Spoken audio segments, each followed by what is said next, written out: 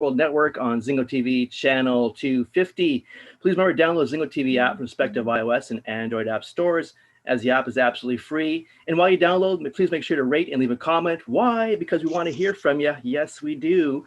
And Zingo TV is also available on Google Chromecast, Amazon Fire, and Fire TV sticks.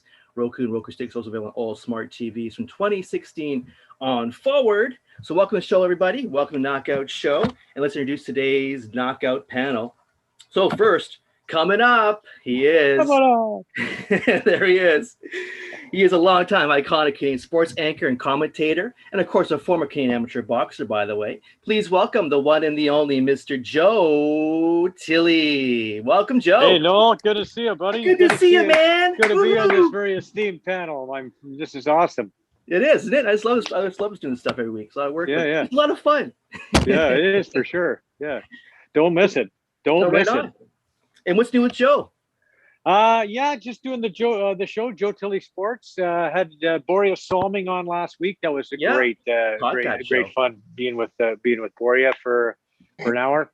And a lot of fun, a lot of good stories. And it was really awesome because Boria is my favorite defenseman of all time, probably. Yeah. And so that was a lot of fun. And this week we've got an author on the show. His name is Kevin Shea. He's written a lot of sports book. He wrote a lot of mostly hockey.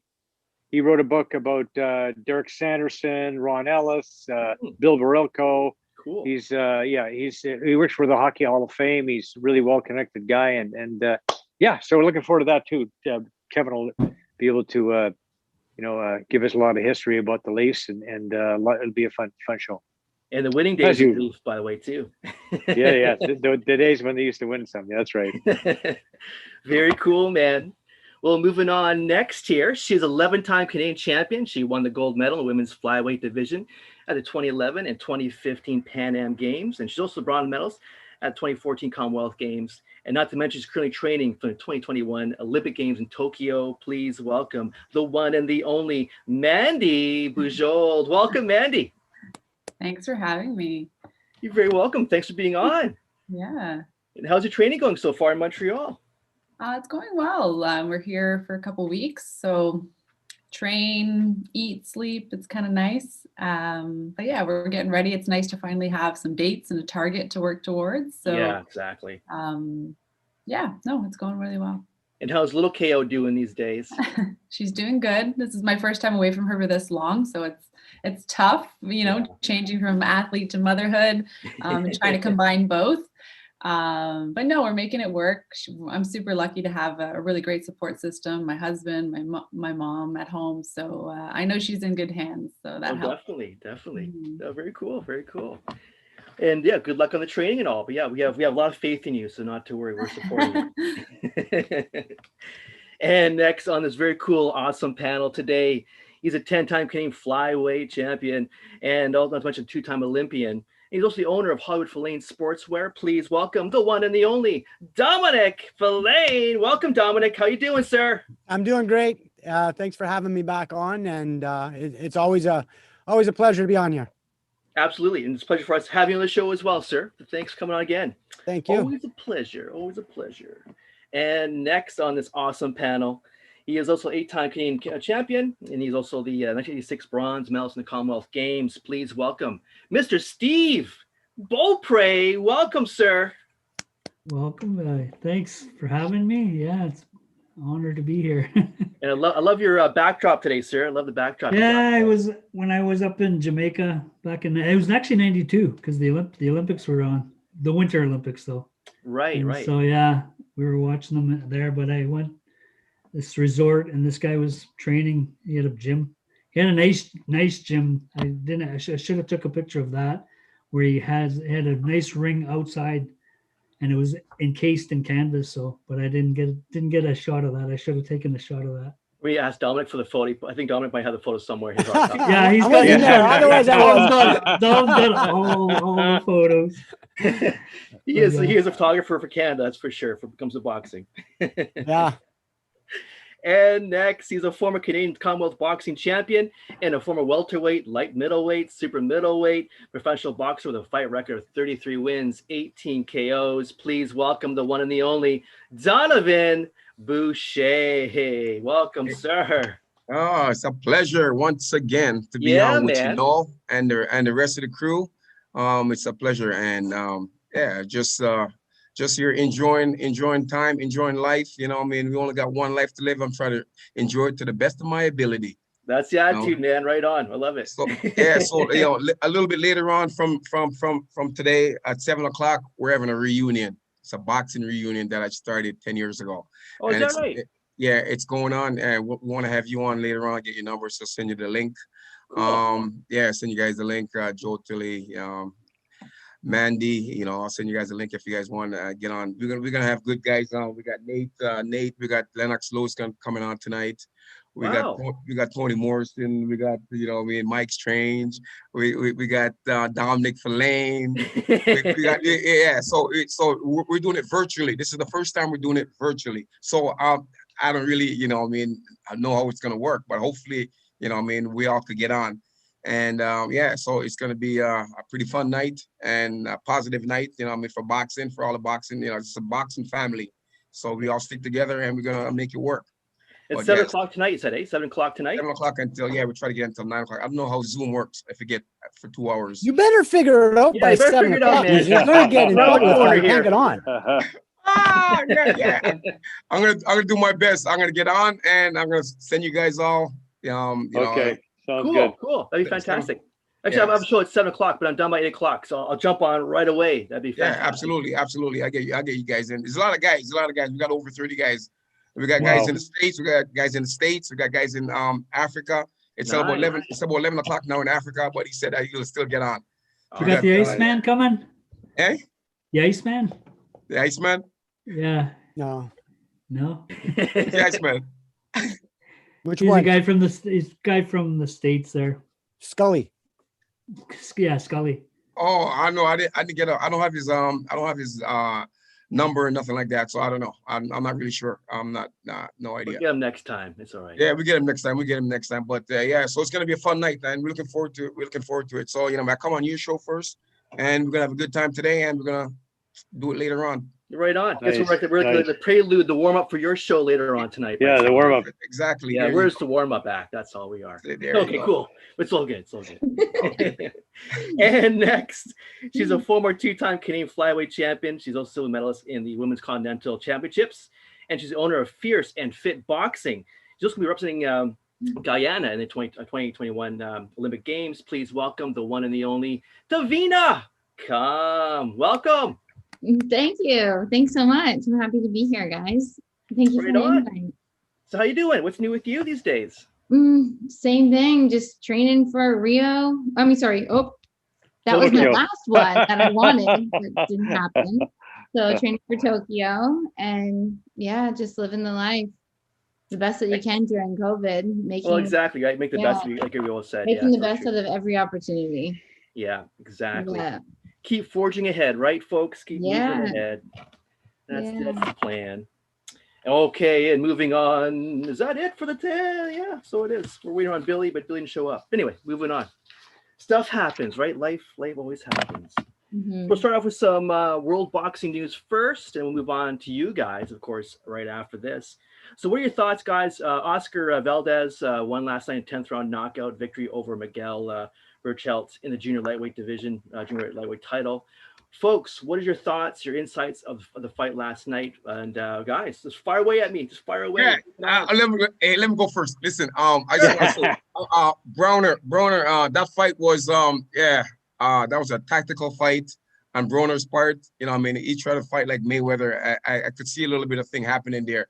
But everybody on social media say that the other dude won. Santiago. Yeah, Santiago. Yeah, Giovanni Santiago. Yeah. Yeah, I was watching that fight. I thought, hey, listen, man. For a 4-time world champion, I think, listen, he got the nod because I thought that maybe they saw something different, the judges, and you can't. Everyone think that Santiago won. But I don't know, what's your opinion? I don't know. I think that, you know, I mean, he got the decision because he did what he had to do as a champion, as a former champion. You know, I mean, him going up weight and coming back down, all the problems that he have in the sport, the drinking, the, you know, I mean, all the other stuff that he does. You know, I mean, the problem child. But you know, I mean, he said he's making a turnaround in his life, and you know, I mean, it's kind of showed a little bit there last night. So I thought he did a good job for what he went through. Yeah. But if you turn it around, you got to make the weight, man. You got to make the weight. Well, he made the weight. He made the weight. And Broner did. Yeah. Broner in the Broner fight. I didn't watch the Broner fight. I was watching the highlights for that. But me too. A guy we met at the 1999 Pan Am Games is training Broner now. Gerald Tucker's his name, and we watch what they've been doing, and they've been really disciplined in what they're doing and staying out of trouble, which is great for Broner. And you know, it was a good comeback fight. But going back to your fight for the Valdez fight, that's the question you were asking right out the bat. We knew that was going to be a great fight. You got two Mexicans going, and you know how Mexicans are. They don't stop, keep going forward, doesn't matter. And fighting for the nation's pride. And it was a great fight. When Valdez caught him earlier, you know, you just knew it was a matter of time, that it was only 1, 2, 3 punches away. Yeah. And we saw what happened was he got caught with a really hard shot. And it was a pretty scary moment for a while. I mean, I was watching it with my boys, and they were sort of speechless for a while because they've never seen anything like that. And that's when I told them, I said, you know, that just shows you boxing is real. You can't play boxing, do hockey and basketball. It's serious. And then when the guy got up, you know, you could see a little bit of relief in everybody's face. Right. But it was a great fight. And take my hat off to Valdez. Nobody gave him any credit, and nobody gave him any chance of winning this. And, you know, even see that's what I don't get, Don. Like, you look at these the record of these two guys. Okay, Valdez 27-0 hitting, or 28-0 heading into this fight with 22 knockouts. Yeah. And Bujold was 37-1 with 33 knockouts. Granted, Bujold is a bigger man. I mean, Valdez was a former junior featherweight champion. Then he was featherweight champion. Now they're fighting for the junior lightweight or super feather. And Bujold actually had 2 inches in height, 5.5 inches in reach. And you know, he's a big banger, you know, 33 knockouts in 37 wins, especially in that division. Yeah. You know, he's a big banger. And I couldn't believe he was a 3-1 favorite though. Like it was a 3-1 favorite, over a 3-1 favorite. And even like the president of Mexico, before the fight, was tweeting Bujold that day, congratulating him ahead of time on his big win coming up over Valdez. And Valdez is a fellow Mexican too. Granted, I mean, he lives in the States now, but he's a Mexican as well. And I mean, that couldn't have felt really good for Valdez. But you know what? He fought a beautiful fight. I thought he boxed extremely well. You know, and you talk about how Mexicans like to move forward, but you know what? He did everything right, and he made Bujold miss. He made him pay. His jab was fantastic. That first left hook that he landed just crushed him. And I think the fight was over right there. He landed some uppercuts later, and then of course that shot that he decked him with. I'm talking about in the 4th round when he landed that first left hook. Yeah, exactly. But that shot that he knocked him cold with was wow. Well, you know, we talked about big left hooks last week. You know, great left hooks. That was a great left hook. Oh my God, that was nice. And he was switching too in that last round, which is really confusing for Bujold as well. But man, I just thought Valdez fought an absolutely perfect fight. He's always been a guy to be reckoned with. Didn't get enough respect, and this is what happened when you don't give another guy enough respect, right? Correct. Exactly. Comes back to haunt you. Exactly. I watched the highlights of it, so I didn't see the whole thing play down, but I can see the highlight reel coming out right now with that left hook that he landed at the end. Right, like it was a beautiful shot. The guy was coming in, he was overreaching on all of his punches, and he was just stepped back, and he just caught him with, it was just perfect timing. So yeah, it was a nice shot. Agreed. Absolutely. So move on to a question over for the ladies here. So 2 ladies here on the show, eh? So being a female boxer, what are some of the greatest challenges you ladies have in the sport of boxing? What are your challenges you guys face right now during your time in boxing? We'll go with Mandy first. Sure. I mean, I think this is different. I think it's changed over the years, right? Like when we first walked into a boxing gym, for me anyway, there weren't that many women involved. There were still gyms that didn't have women's boxing. So yeah, I'd say back then it was a little different. Like I remember getting kicked out of the ring. I was sparring. I didn't do anything wrong. I got kicked out of the ring, and just because I was female, right? They just didn't know how to coach me. They didn't know how to approach a female in the ring.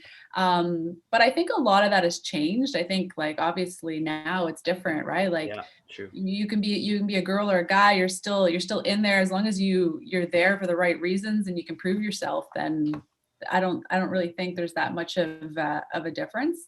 So yeah, I think for me, like it's been really neat over my career to see that shift and to see, women's boxing, earning that respect, getting that respect. We didn't have the opportunity at the beginning to be in the Olympics. Now we do. Now, in the next games, not this one here, but the next one, it's basically going to be an even split between the amount of women and the amount of men at the games, right? So I think there's a lot of really good things moving forward. I mean, women's boxing and the professional ranks right now is on fire, right? After 2016, you had the likes of Clarissa Shields, you had Katie Taylor, you had Michaela Myers, all these girls just turned pro, and they really just brought the attention over to the pro boxing as well to show that, hey, look at these really good amateurs and look how quickly they're becoming world champions, right? So now they're fighting on a lot of big cards. They're bringing attention to women's boxing, and they're doing some great things. So it's really nice to see things evolve and to see things change. And I think people are just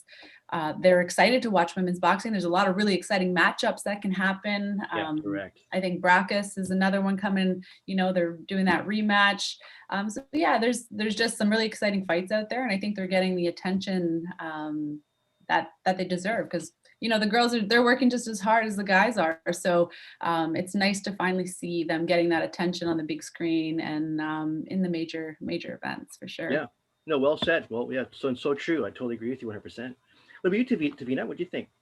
I agree. I think that the biggest challenge in women's boxing was the amount of women, and it's now changing. So me and Mandy, we were training partners, and then we became opponents. And it was like when I wasn't on the national team, the only one who I could ever have a competition with, I think me and Mandy had, I don't know, like 5 or 6 different competitions together, because the amount of women out there to compete with was very scarce. And then as you get on Team Canada and compete all over the world, the doors open up, because then you're able to compete at the highest level of each country, things like that. So that helps you grow. And it's really neat, just like what Mandy said about all the different amateur women who are now turning pro, and to see them it's entertaining to watch them on there, and to just know, hey, you know what? I was beside them once, and now they're up there on the big stage getting the respect that they deserve. And it's nice to see that there's 5 Olympic weight categories now versus 3 when it first started. Yeah, exactly. 2012 was the first female Olympics, and look at how far it's come already. Yeah, it's exciting to see where women's boxing has come. It really is, because we were in the gym seeing it from the ground up, from the grassroots. Chris Scott and myself, he was another member of the national team. In 1996 we went to the first men's and women's boxing match, and it was in Sweden, sort of boxing tournament. Remember that was the first time men and women went together. Now, it was sad to see the women on our team, like there was Tammy Delaforest. I don't know if you guys know those names. She's from out west, and a few other girls that were on the team. They got there. There was zero respect for women's boxing, zero. And it was sad to see. We were doing our thing. There was only 2 of us because we needed the fights before the Olympics. We went with the women, and it was sad to see that they had zero respect. Also, it was it's neat to see that when we first went on this trip, there was, just little little adjustments that had to be made with the women. We were going to the fight venue an hour before to get ready for warm-ups and all that stuff. But they found out that the girls need a little bit more time because there was a lot of other things that the coaching staff did not know about. And they've got to braid their hair because their hair is down to their ankles. They're braiding, like just different little things like that. So to see where it came from zero respect to now Canada's major hopes in the Olympics are the women. You know, it is so exciting to see that. So I guess I'm the first female going for Guyana. So nice. Okay. Nice. Wow. I had no congratulations. idea. That's huge. Awesome. Thanks. But I think even that, like back then, like when it started, Canada was just, the women were dominating too, right? At the beginning, right way at the beginning, Canada was dominating. I remember we had a girl in our club and she went, I think with you, and she dominated. She just won everything, but she quit. I was like, wow. And it was just when the women's boxing was starting. I was like, I mean, she could have been a world champion, right? Right. And I think this is how good this kid was, right? But I think even when I was like on the team and I wasn't part of that like pioneer group where like Donna Mancuso, Rachel Bird, you know, there were some other girls back then. But even when I started on the team, every time we would go to world championships, we were in the top 3 in the world, like worldwide. Like you didn't want to draw Canada.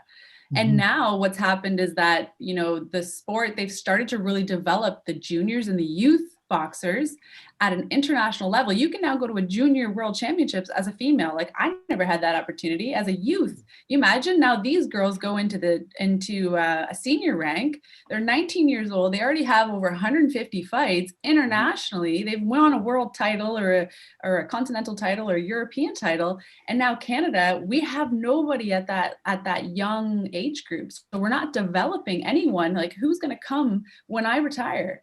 Who's going to come up when these girls retire, right? Like there's nobody there getting that experience so that they're there to step in.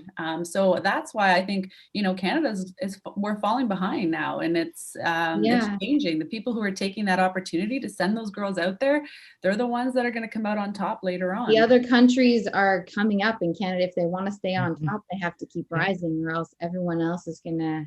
Yeah, you're right. Yeah, that's what I've seen in the women's. They're now competing with Canada. Yeah, other countries and the Americans. Cuba never even had a female team, and now they're allowing some of them to get into the gym, things like that. So other countries are opening up the doors for women too. So how did Canada go from a front runner to trailing like down the line? Like how did that happen? Like what happened to the Canadian women's boxing that it would I think it's funding fall back opportunities. Well, it really comes down to, I think, the experience, right? Like we were one of the first people, like you said, Dom, like when there was an opportunity for women to start fighting, we were there. We were the number one people there. Like even when I first got on the team, we were traveling to 5 or 6 countries a year. We were out there, we were getting that international experience. We were always getting exposure, and far ahead of all the other countries. I remember talking to the US team when we would go to continentals, they never traveled unless it was a continentals or a worlds. And they'd always be like, oh man, you guys get all these tournaments, you get all this experience. And now it's like reverse. We're always watching them go to tournaments. They're over in Europe right now. And it's like, we're sitting at home kind of wondering, okay, well, what's next? Seeing you on the team, Mandy, gave me motivation to get onto the team because I've seen you traveling to all these different countries. By the time I got there, it's like, nope, sorry, this tournament's canceled. Nope, we're not going here. So I never got those opportunities that you did to go to all these different countries. So yeah, Canada just started fading on getting the experience and getting out there. And it's not just the women's boxing; it's the whole team. Yeah, men's. The whole system, team, men and women. The whole system is broke. And I honestly don't. You know, everybody asks, well, what would you do? What would you? I don't have all the answers. I don't have any answers, but I have observations. And a lot of people don't like when I spill my observations. But I'll back you. Yeah, there's a lot of guys that will back me. Yeah, and I got you too. It's just it's a broke system, and again, they don't go back to there's a lot of people that don't want to respect any of the knowledge that the older generation had. You know, you got Adrian Teodorescu's, your Joe Sandulos, they're all gone. They're Matt Mazurski's, they're gone. The A.B. Pervins, these were guys that were instrumental in my growing up, and people seemed to listen to them. They didn't agree with everything everybody had to say, but at the end of the day, it was just an argument, and then boom, what's best for the sport, and they move forward. Nowadays, you don't see that. You just see a lot of politics and a lot of no, I know what's going on, and that's the way it's going to be. And the athletes hurt, the sport hurts, and that's got to change first and foremost. Because in the old days, you drew Canada, whether it was a woman or a man's tournament, they're saying, "Oh man, I got Canada. That's going to be a tough fight." Now they're going, "Whoo, Canada! I got Canada." Yeah, you know, it's an except easy except for fight. Mandy's case, to be, oh my god. And except for Mandy's case. Sorry, man, I'm not saying Mandy. Tavina, no way. Well, No. Tavina's a tough draw for Guyana now. So I mean, right. Yeah. So now, listen, are you guys in the same weight class, Mandy and Tavina? We are now. Yeah. Okay, so you're going to be potentially fighting each other in Tokyo. When I was on the Canadian team, I was 48 kilos, but there's no Olympic category for 48. Right, got cut. That's right. Okay. Yeah. So why did you leave? Why did you leave the Canadian team? I didn't leave the Canadian team. So in 2016, I was going for Rio, but then I fell short at the Canadian trials. Okay. So I started the non-for-profit Fierce and Fit special needs team. And then Guyana, they seen that I was going for 2016 games, and then they asked me if I was representing Canada in 2020. I was like, actually, I'm not. Like, would you like to step on the stage and represent our country? I was like, heck yeah. How did you qualify for Guyana? So my dad is Guyanese, and then I went down there, fought in a couple of tournaments, bada bing, bada boom. Really? Nice. Yeah. Way to go. So they do have female fighters, but none of them were at the Olympic level. Gotcha. And a lot of our fighters are doing that, right? Representing other countries. That's Dwight true. Fraser. Dwight Fraser's boy. Yeah, Dwight Fraser's fighting for Jamaica, I believe. Yeah. Very true. He went to Jamaica. So I went down to Jamaica. Sorry, a couple Josh times. Fraser. Josh Fraser. Sorry. His son. Yeah. I went down with Dwight Jr. some training camps in Jamaica, and that was nice. Nice. Right. Yeah. That's awesome. Yeah. Yeah, actually, I was also building that point you guys mentioned earlier about. I mean, even Mary Spencer went to the United States to try to make the American team. Oh, wow. She was a Native American, right? So 2019, she went. Oh. Yeah, like Canada is such a huge country. So, and there's only one that can make it. Mandy made it, and there's other countries that don't even have people who are going. So why not take advantage of your heritage? Yeah, sure. Yeah, makes sense. Like I work just as hard as somebody else that's trying to get there. So it doesn't make it any different if I'm representing Canada or Guyana. I'm still out there to show my talents and my dedication and what I work for. How many women are going to Tokyo? Is Melinda Watful going, or? I think so. Melinda's not no one of the Olympic weight classes. So for Canada, we have myself, Carolyn Vare, Irene, I don't remember her last name, Miriam De Silva, and Tamara Thibault. So these are the people that are going to the qualifier. So no one's qualified for the Olympics yet. Right. This is a qualifier for the Olympics happening in May. So so nobody's qualified yet. So out of those four, maybe two of them have really good experience there. It depends. So Carolyn Vare used to box at 60. She had some pretty good results at 60. She's now dropped to 57. So it can come down to a draw. She's a tough opponent in that weight class. Tamara Thibault, I mean, she's one of the top girls in that weight class. She got a bronze medal at the World Championships in 2019. She's a gold medalist from Continentals. I think she's got a very good chance of qualifying. Irene, she's newer on the team, but again, she's tough. She's won a lot of tournaments within the Pan American countries. Miriam's been around for a while. I think she got a bronze at the Pan Am Games, and then got upgraded to a silver because of a doping violation. So I think, you know what, honestly, I think our girls all have a really good shot. It's especially, I don't know, each weight class has different like amount of people that can qualify at the games depending on the weight category. So, a good draw can go a long way in getting you through. Luck of the draw. Yeah. Yeah, exactly. Luck of the draw. So for that, one more question. For that tournament, Mandy, is it the top 3? Top 4? Not necessarily. Every weight class is a little bit different. I think for most it's 3. Some weight classes are 4 though. So it really depends on the weight class. So will they fight off for the bronze?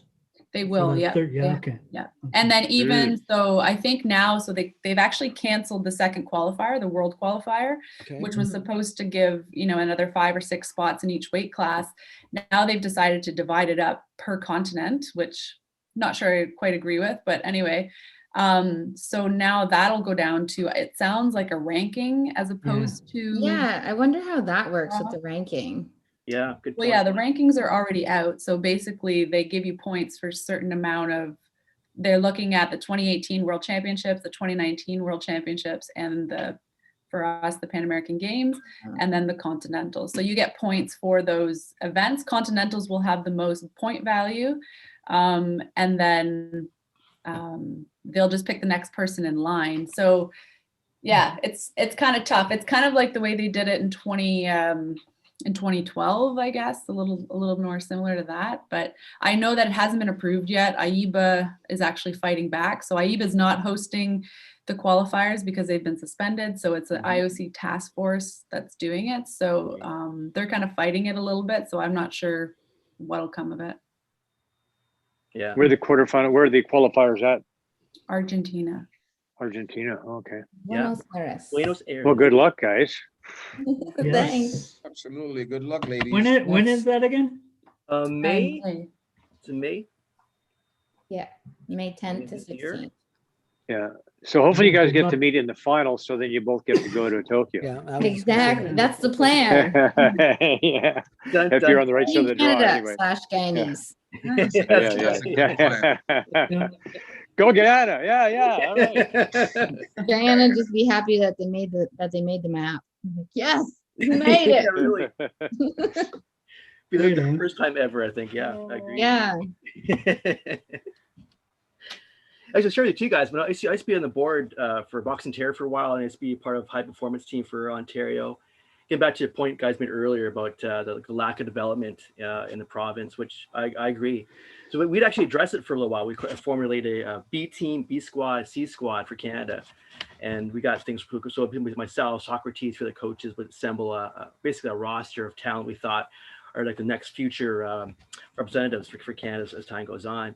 But when I left, I seen the ball got dropped, and it just never got picked up again, because I thought it was a good program we had in place of having athletes lined up in a B spot position, C spot position to potentially get more experience internationally to fight, and one day be the next Mandy Bujold and the next whoever.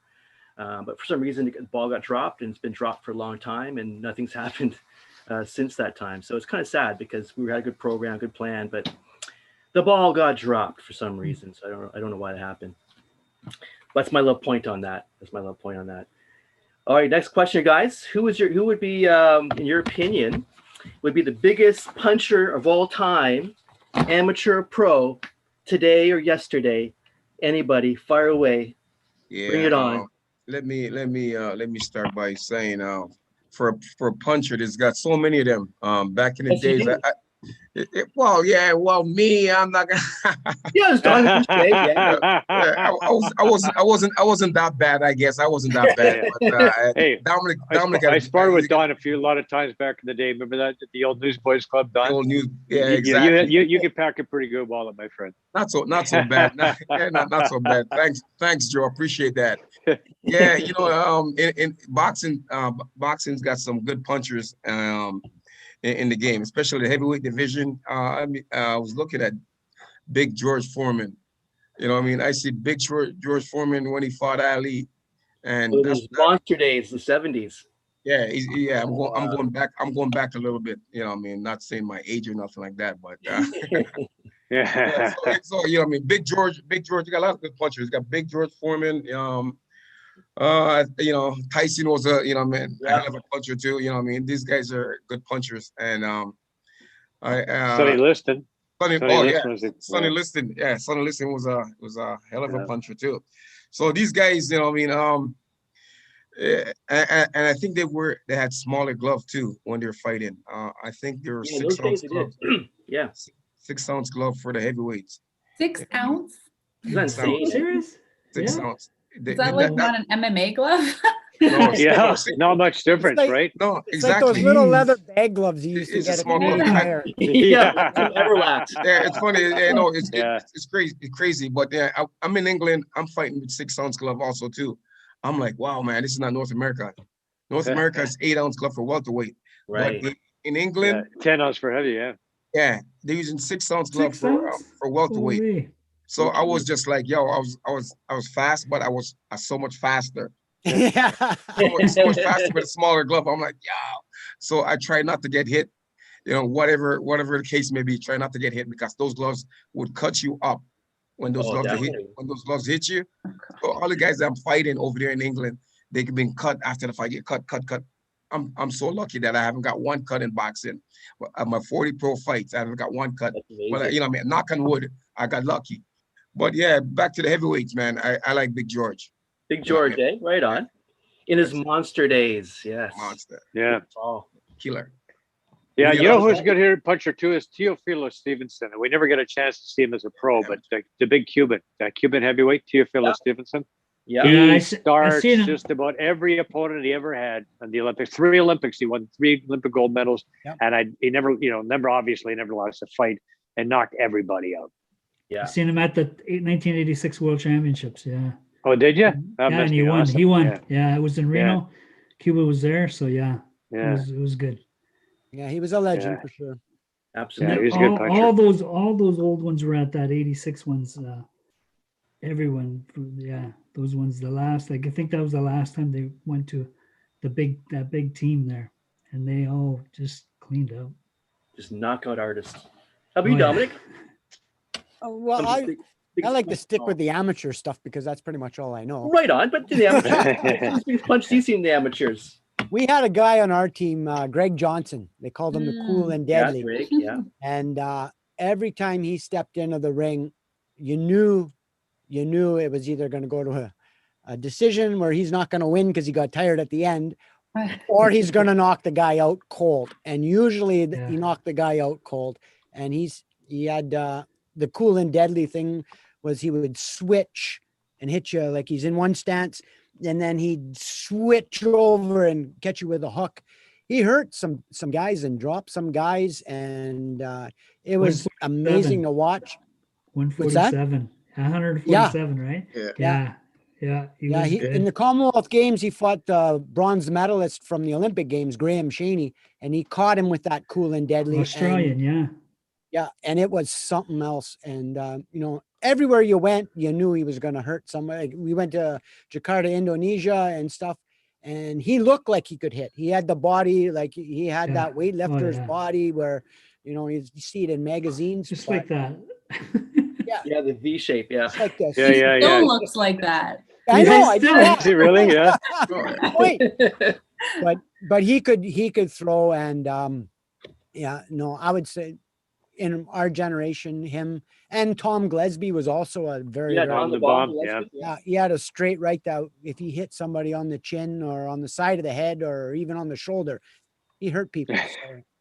I like the Hiltons coming up because I watched them all as when I was they're exciting when they came up. Matthew could hit. Matthew could hit. Me and Matthew, in Montreal we had 3 knockouts each, but he got the best boxer because his were more devastating, man. This was amazing knockouts. I'd stop somebody because of an 8 count, right? But his were like out cold. Yeah, and same with Alex. Yeah. Alex could punch. Alex, I think he had over 100 fights. Only lost his last fight when he fought Frank Nolan. And until he knows Frank Nolan, he could hit, he could punch, and he knocked out Alex cold. Second round, I thought we were gonna get mobbed because we're the only this Montreal crowd. Right, and, right. Alex, they love the Hiltons in Montreal. Yeah, they loved Hilton. Oh.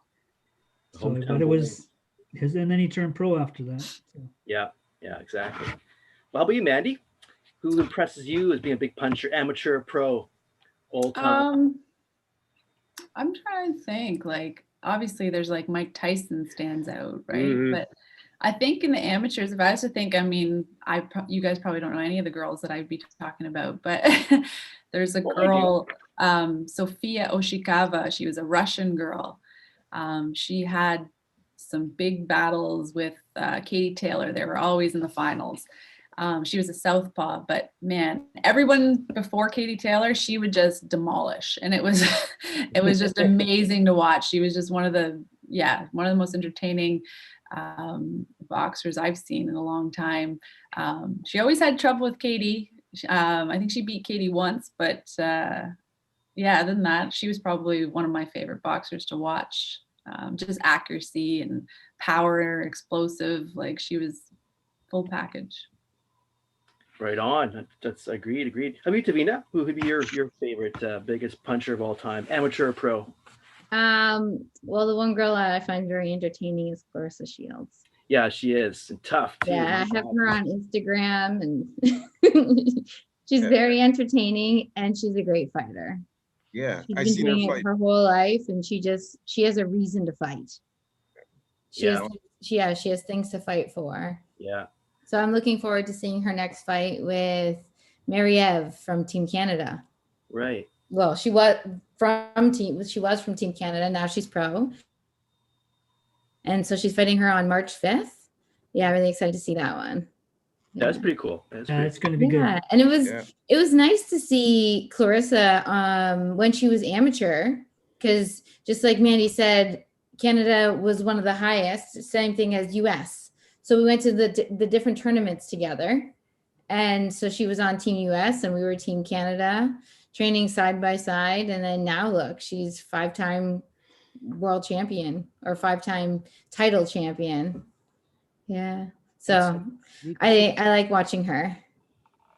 Yeah, she's both entertaining in the ring and outside of the ring. Oh, definitely, yeah.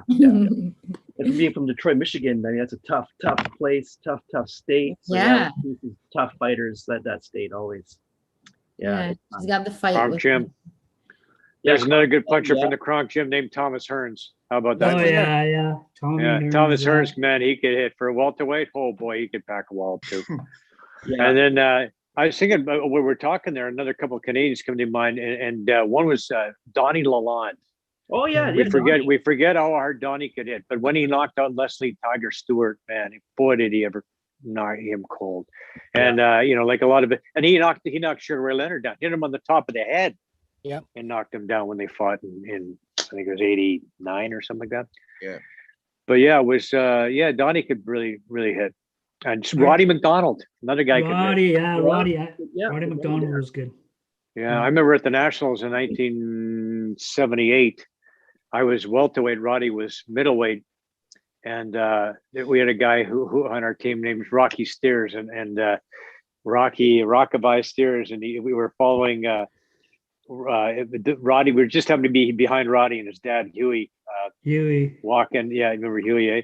And then we were walking to the down the corridor somewhere, and Rocky gets mouthy. He says, Roddy wasn't there, Huey was, and so Roddy says, I'm gonna knock out Roddy McDonald, fighting but tomorrow in the semifinals. I'm gonna knock him out, and all this stuff. And Huey turns around, and he said, he says, "What's your name, son?" He says, "Rocky Rockabye Steers." And he said, "Well, Rocky, you're not going to see the second round."